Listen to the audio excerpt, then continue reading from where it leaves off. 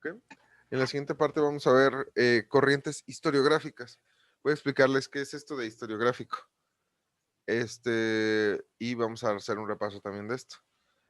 La historiografía es la disciplina centrada en el análisis de la historia. ¿Ok? O sea, una cosa es la historia y otra cosa es la historiografía.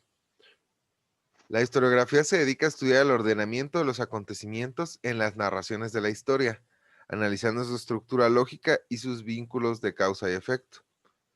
O sea, ¿alguna vez vieron Ratatouille? Sí, ¿Sí? ¿Se acuerdan que ahí está, pues, Remy y está Antonego, ¿no?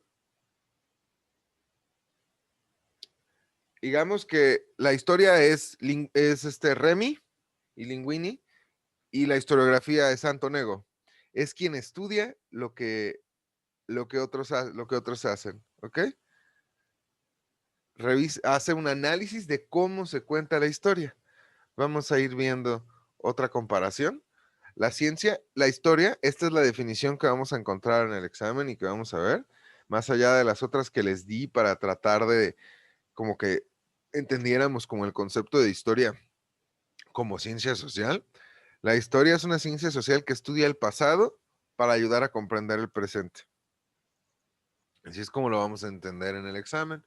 Y la historiografía son orientaciones para abordar el estudio y la historia como ciencia. O sea, que la historia no solo tiene una forma de abordarse, porque es ese pasado y vamos a ver que hay diferentes formas de verlo. Uno de esos es, por ejemplo, la gente que clasifica los hechos por medio de edades. Esa es una corriente historiográfica. No todas las cosas se pueden explicar por medio de edades. ¿A qué me refiero? Si vamos a ver que la historia requiere de tiempo, ¿se acuerdan? Y espacio específicos, ¿no? sí, Entonces, hay cosas que van a depender del tiempo y hay otras que van a depender del espacio. Y dependiendo de cómo se quiera analizar y qué es lo que se quiere explicar, va a haber un tipo de análisis especial para poder explicarse la situación. Vamos a ver las corrientes historiográficas y vamos a ver aquí principales exponentes. Normalmente les piden también que ustedes que hagan una clasificación, o sea, que a veces digan, este representante es de esta cosa. En la guía vienen también esta información, pero yo también se las voy a pasar para que la tengan. Como traté de hacerlo lo más reducida posible para que lo tuvieran. Tenemos aquí el idealismo. El idealismo es una corriente que se vale del uso de la razón y bien tiene esta cita, la historia como una dialéctica del espíritu. A eso se refieren que la razón de las personas se desarrolla con el paso del tiempo, acorde al periodo de la historia en que viven.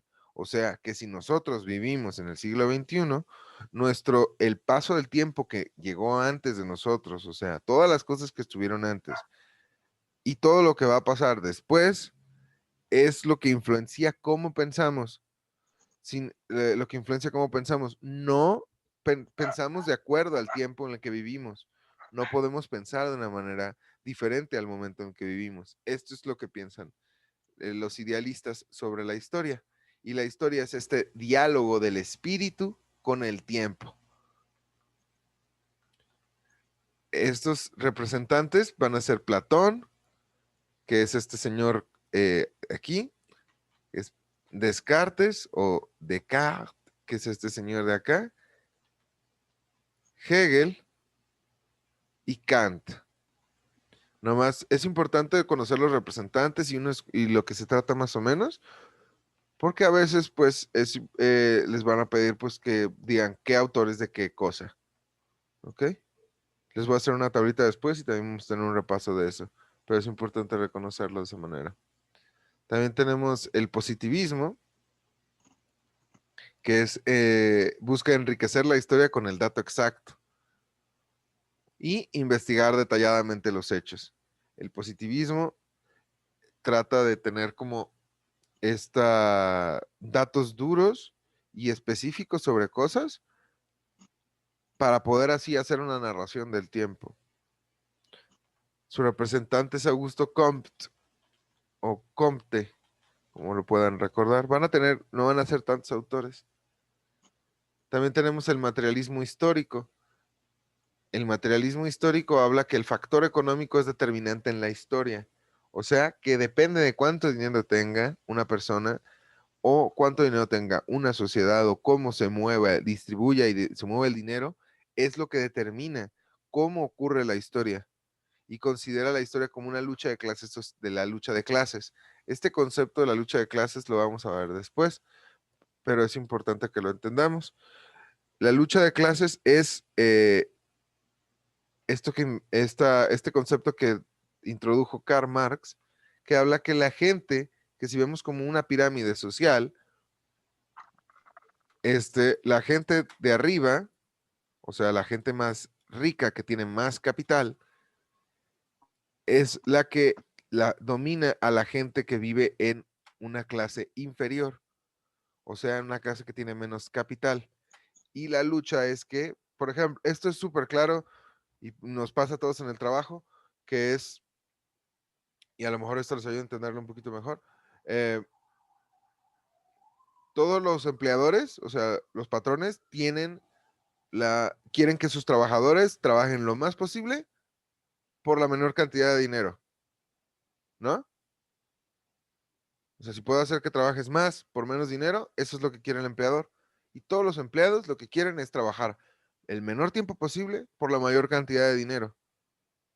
Y esas dos luchas, esas dos son opuestas. ¿Se entiende por qué? ¿A qué me refiero con eso? La gente que vive, la gente que trabaja, quiere ganar más dinero por el menor trabajo posible. Y la gente que les paga quiere que trabajen lo más posible por la menor cantidad de dinero posible. Entonces hay una lucha constante por eso. Y lo que Marx dice es que la historia se mueve de esa manera, por esos movimientos que crea ese flujo de fuerzas. ¿Eh? Bueno, hay que recordar a Marx y Engels, que son estos dos señores aquí, del materialismo histórico. O sea, que lo material, o sea, el dinero, es lo que rige la historia. Me falté una.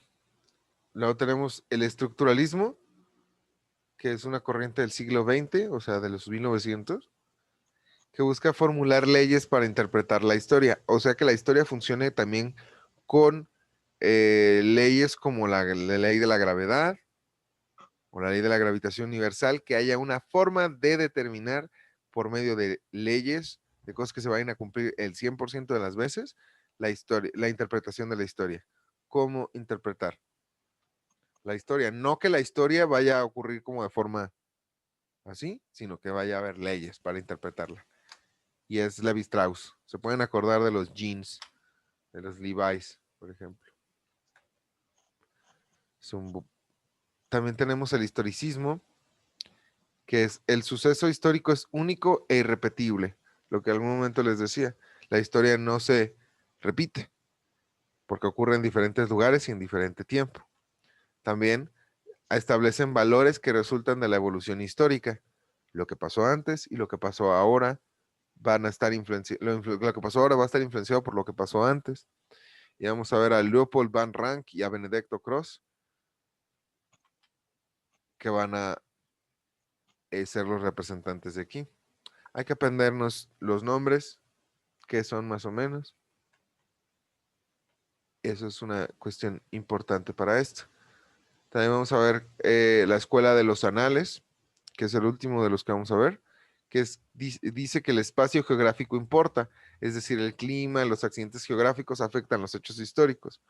Por lo tanto, un hecho como la Revolución Rusa, que es cuando Rusia se independiza de el rey, el zar ruso, no es lo mismo que cuando México se independiza de la corona española, porque México es un país cálido, Es un valle donde ocurre la Ciudad de México, comparado con Rusia, que es un país frío, que vive en una estepa, etcétera, ¿sí?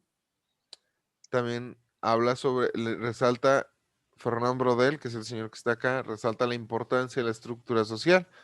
O sea, que la sociedad siempre va a tener como una forma, y esa forma va a ser muy importante para entender a toda la sociedad y a la historia de esa sociedad.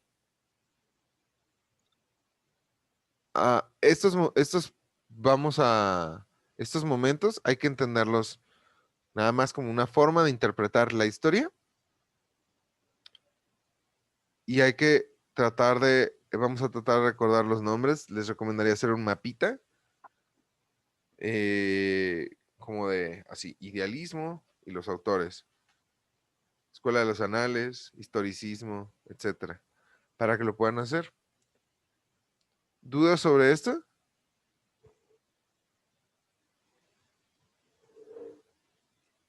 Nomás de aprendernos todo. Digo, no es aprendérselos todo, pero les recomendaría que tuvieran en el material esto, porque también ¿Este me lo viene, va a pasar, profe? este los voy a mandar yo, Ok, y también les voy a mandar el repaso que les hice. Les hice dos formas para que repasen. Les voy a enseñar esto. Y un Kahoot como el otro que hicimos de respuestas. ok. ¿Ok? Ahorita, miren,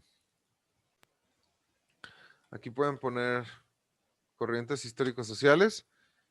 Lo único que necesitan hacer, este es como mucho más básico que el otro, pero lo que necesitan hacer es emparejar las corrientes con uno de sus representantes. Con lo que acabamos de leer, vamos a tener que hacer asociaciones. ¿Ok? Por ejemplo, el primero que vimos fue idealismo. ¿Cuál de estos es idealista? Así de que, a bote pronto. Sin haber tomado muchas notas, no se preocupen, solamente. Platón, Descartes, Hegel y Kant. ¿Ok? ¿Cuál de esos está aquí en esta lista? Ah, no, pues no veo. ¿No se ve? Es que se ve bien chiquito. Ahí está. Ok. Se me olvida que está en el celular, pues, perdón. ¿Cuál es Ajá. esta? Pues ahí está Platón. Ah, mira, ahí está. Y viene una tablita como esta, tal vez. Positivismo, historicismo, materialismo histórico.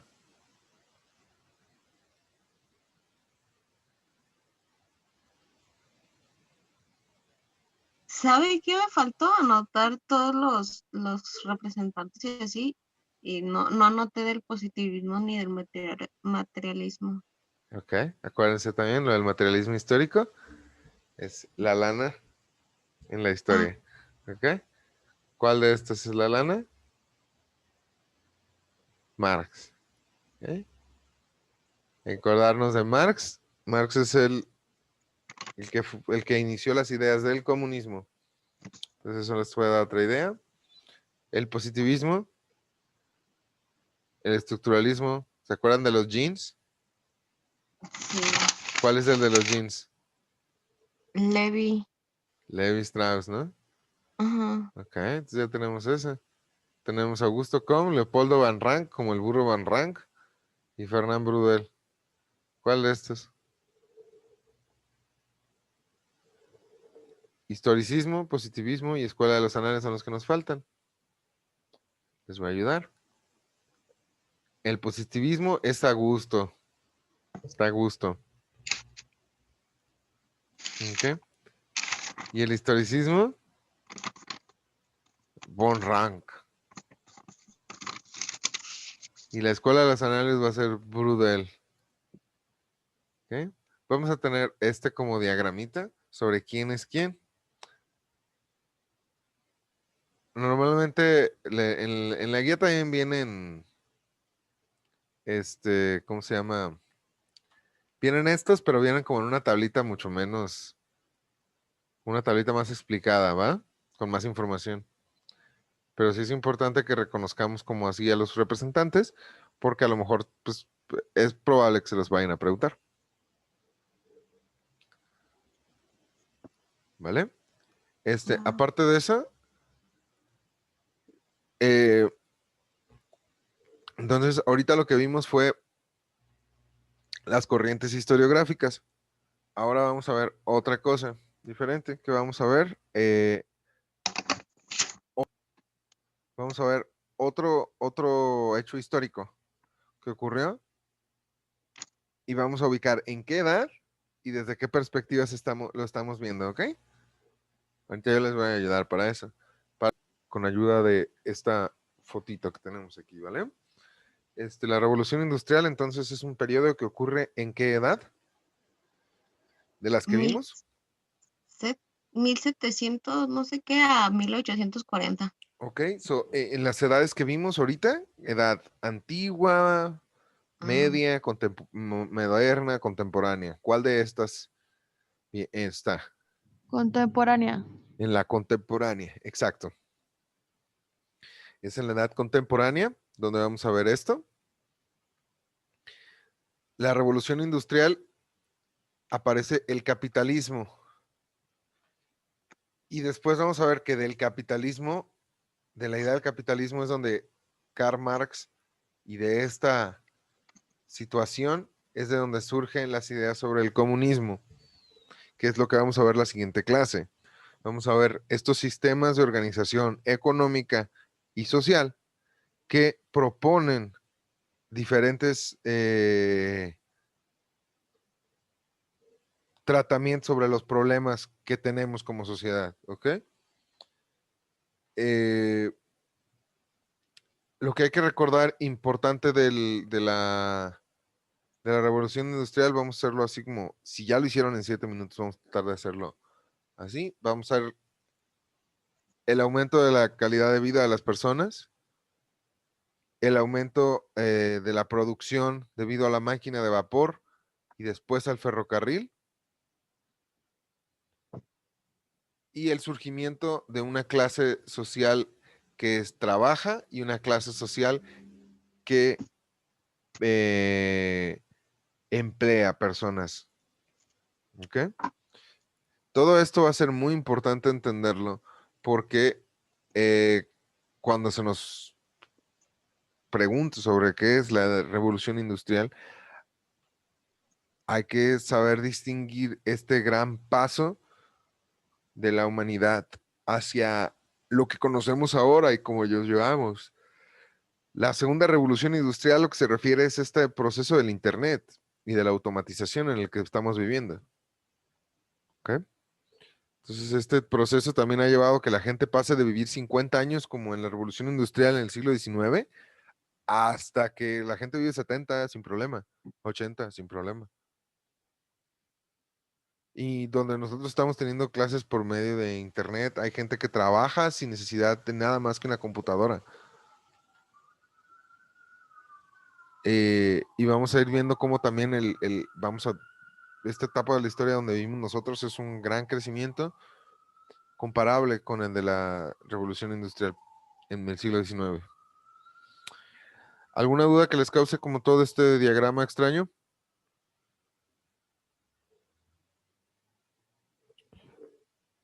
No, ya le estoy agarrando el rollo, profe. Ok, bueno, igual. Apenas va a decir. No, está bien, está bien. Digo, la verdad es que es un tema complejo, sobre todo porque, No, o pues, sea, pues yo me refiero de que como ya sabemos, perdón, qué es lo que más o menos como más importante, pues ya le tomo más en cuenta de qué edad, a qué año y el nombre. claro, sí, pues vamos a ver, entonces Y vamos a tratar hacer, de grabarme los nombres también. claro, igual hay que distinguir unos cuantos nombres de unos personajes, por ejemplo, John Locke es importante en esto, eh, Karl Marx es importante, los otros que aparecen acá como Edward Jenner o James Watt o George Stephenson no van a ser tan importantes como John Locke, Karl Marx. Como también está Edward descubrió una vacuna, ¿no? Ajá, Edward Jenner es la Eh, primera vacuna contra la viruela. Ujú. ajá, pero él tampoco no es tan importante. No, digo, lo que vamos a hacer es un personaje importante durante la Revolución Industrial, pero no es tan, digamos, como tan para el tema que nosotros estamos viendo, que es como ciencias sociales y la historia, John Locke y Karl Marx son infinitamente más importantes para ese tema, para lo que ustedes necesitan responder eventualmente, que un Edward Jenner o un James Watt. James Watt tal vez, porque es el que inventa la máquina de vapor.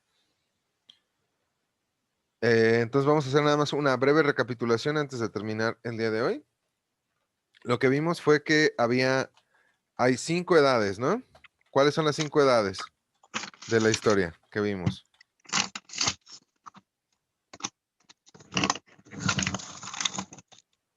¿Se acuerdan cuáles son las 5 edades de la historia que vimos? La primera.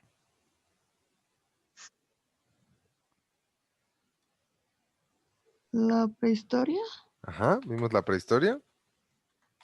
Vimos la La prehistoria. historia. Ok, vamos a prehistoria. Después tenemos. La historia. Ajá. Sí. La historia es todo lo que está después de la prehistoria, pero vimos aquí ya empiezan las edades. La Edad Media. Edad Edad Antigua. antigua, después, La Edad Media. la Edad Media, después, La edad... ¿No es la edad industrial? no, va a ser la Edad Moderna La Bueno, edad moderna. Ah, y después va a ser la Edad Contemporánea. contemporánea. Ok. La Edad Contemporánea. ¿Sí? O sea, de nuestro tiempo, contemporánea, ¿no? Estos eventos vamos a tratar de recordar algún evento especial en la prehistoria. ¿Algo que pueden recordar que haya surgido en la prehistoria?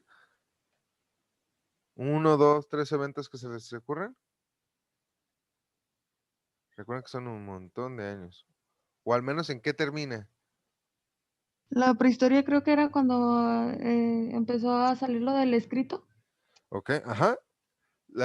Aquí ocurre la invención de la rueda, por ejemplo. Desde la rueda. La invención de la rueda. Que voy a pasar más chiquito, ¿ok? Agricultura y ganadería. Aquí aparece por primera vez esto. Un evento grandote que vamos a ver en esto va a ser la... Y termina con qué? La invención de la escritura, ¿no? La invención de la escritura. La prehistoria termina con la invención de la escritura. La edad antigua inicia con la escritura. ¿Y con qué termina?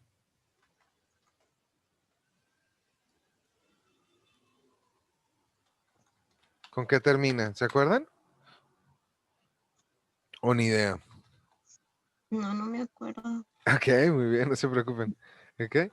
La edad antigua inicia con la escritura y termina con la caída de Roma. Roma de Occidente. Estamos hablando del 476 antes de Cristo. Después de Cristo, perdón. ¿Eh? La Edad Media inicia con qué? Con lo que terminó la anterior, ¿no? Inicia con la caída de Roma y termina con qué?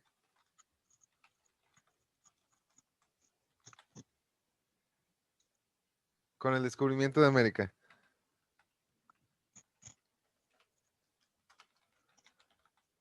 La Edad Moderna inicia con qué?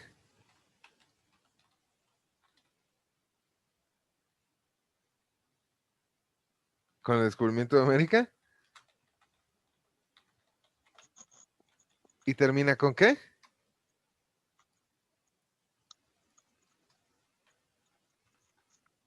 Termina con la Revolución Francesa.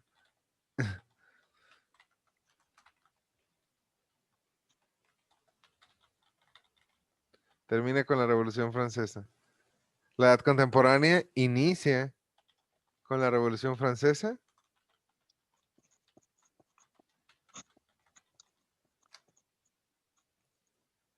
Y contiene la Revolución Industrial.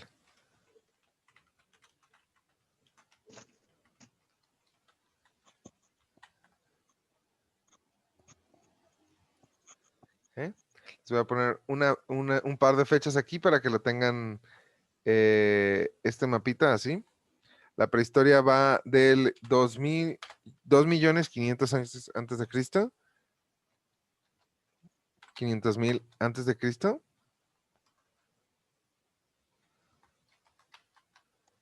Hasta el 3.500 antes de Cristo. La edad antigua va desde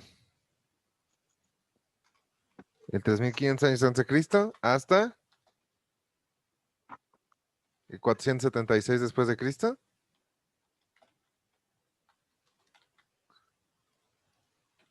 La caída de Roma va del 476 al 1492. El descubrimiento de América a la Revolución Francesa de 1492 a 1789 y de 1789 hasta hoy. ¿Eh?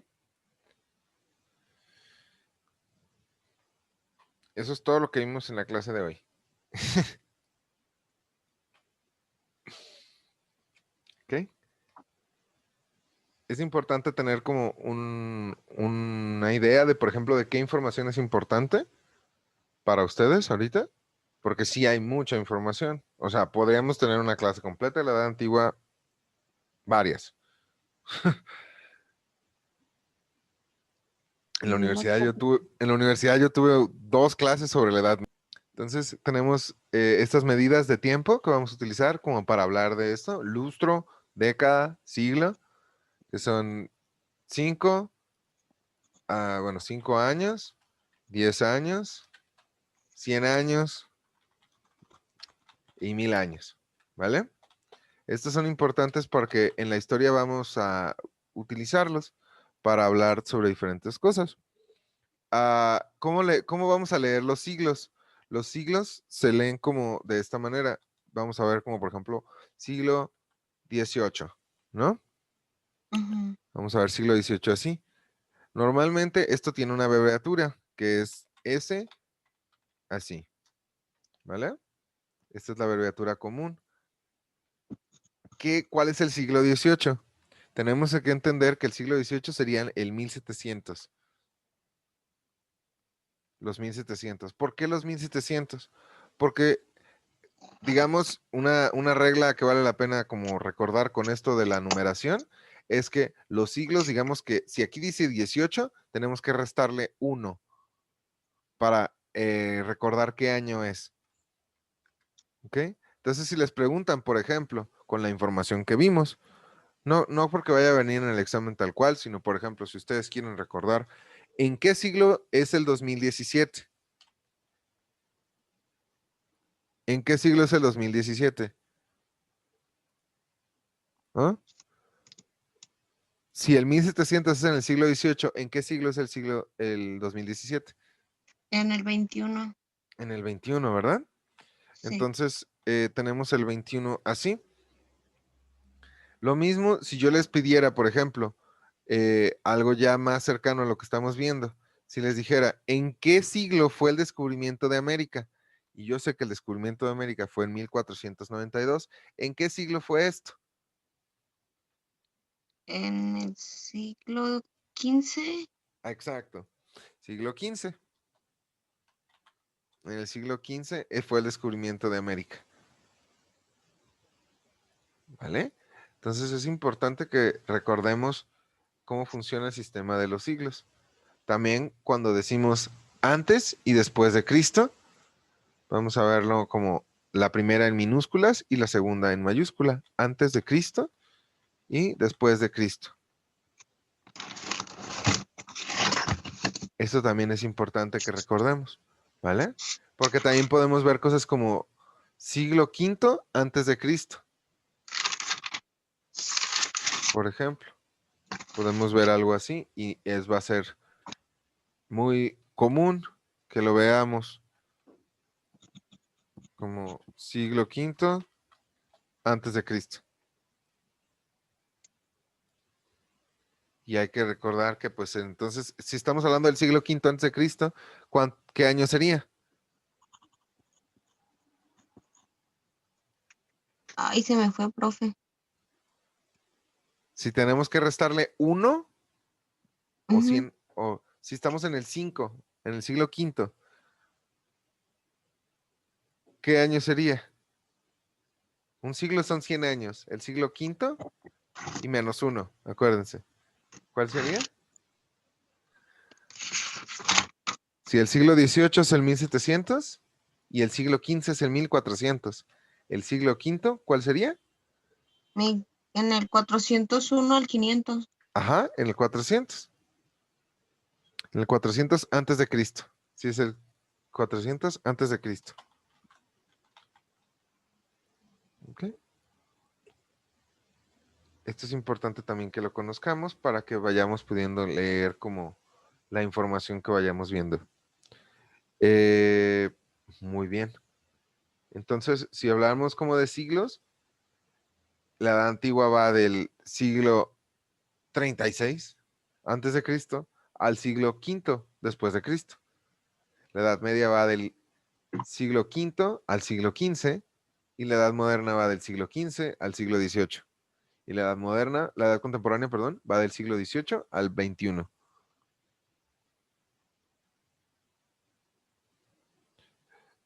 Es importante recordar estas cosas de esta manera para que vayamos tejiendo todo lo que vamos a necesitar, toda la información que vamos a necesitar.